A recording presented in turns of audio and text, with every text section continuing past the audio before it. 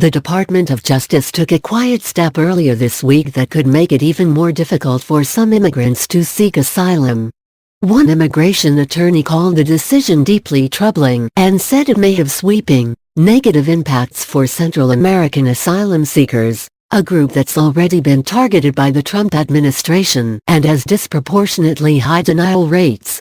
In a one-page Department of Justice filing on Monday evening, Acting Attorney General Matthew Whitaker announced with little fanfare that he would certify the case called the Matter of LEA, referring the case to himself for a final decision on its outcome.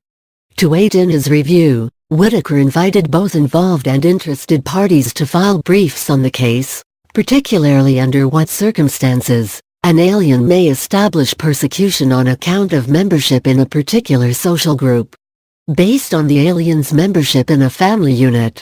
Here's what that actually means. In his home country of Mexico in 2011, Mr. LEA, the name given to the otherwise anonymous asylum seeker, had a problem. After his father rejected cartel requests to use his grocery store as a drug distribution center, members of the La Familia Michoacana gang turned their efforts towards Mr. LEA in hopes of changing his father's mind. Days later, Mr. LEA heard gunshots from a nearby car and believed he was the target of drive-by shooting. He was told his father should reconsider the cartel's offer. A week later, after a botched kidnapping attempt by the same cartel members, Mr. LEA fled for the United States in hopes of seeking asylum. The man claimed that his family ties are in immigration law speak, his membership to a particular social group. In this case, his family put him in danger in his home country to the point where he could no longer live in Mexico. The story is recounted in previous Justice Department documents on the case. Although his asylum claim was rejected in 2013, then dismissed again in 2017 on appeal, courts affirmed that Mr. LEA's claim that kinship constituted membership in a particular social group was legally sound. That decision set a precedent that could apply to future asylum seekers. But on Monday, Acting Attorney General Whitaker said, essentially, not so fast.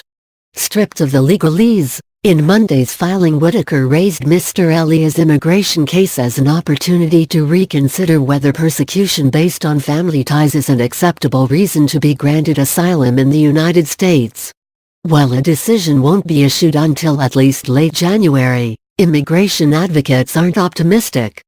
Given the administration's relentless push to limit immigration and Whitaker's own opinions on the subject, it's likely that Monday's filing will result in a new legal precedent that will significantly, if not completely, impair an asylum seeker's ability to base their claim on kinship, said Camille Mackler, the director of immigration legal policy at the New York Immigration Center, in a telephone interview with CBS News.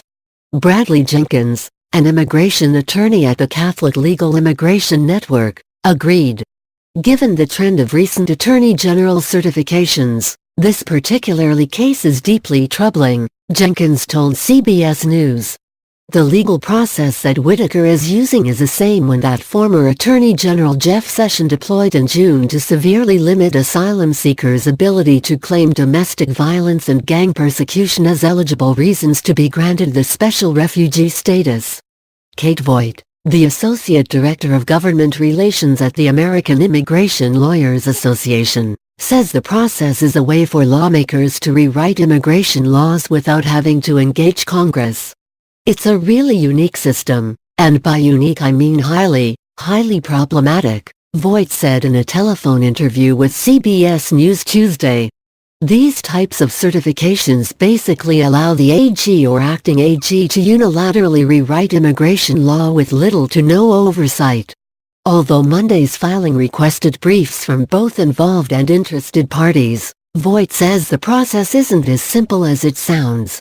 In previous certifications, exhibits and courts filings could be next to impossible to find.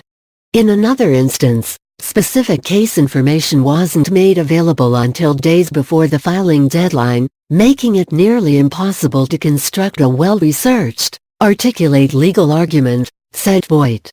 For the LEA certification, Briefs from parties to the case are due on January 4, 2019, and those from other interested groups must be filed on or before January 18. A call and email to Mr. Elliott's attorney, Mai Chen, were not immediately returned. Calls to the Department of Justice's Office of Public Affairs also were not immediately returned. Mr. Elliott's plight is a common one in Central America, where gang violence is rampant and gang members often intimidate citizens by targeting other family members to achieve their desired outcomes. Because of that, kinship is an essential criteria for Central Americans seeking asylum in the United States, said Mackler. Asylum is a specific immigration process for people of any nation who are fleeing persecution. Asylum seekers must establish that they face a credible fear of persecution in their home country based on their race, religion, nationality, political views, or membership in a particular social group. In a majority of cases, they are allowed to stay on U.S. soil while a judge determines the validity of their claim. President Trump and other proponents of stricter immigration laws say the system has been abused by migrants, calling the practice catch and release. Asylum denials hit a record high this year, according to a recent report published by Syracuse University's Transactional Records Access Clearinghouse, TRAC. Immigration judges rejected 65% of asylum cases in the year ending September 30, a 50% increase from 6 years ago, according to TRAC. Although TRAC pointed out that the increase largely reflects asylum applicants who had arrived well before President Trump assumed office, 80% of last year's asylum decisions were for immigrants from El Salvador, Honduras, Guatemala and Mexico.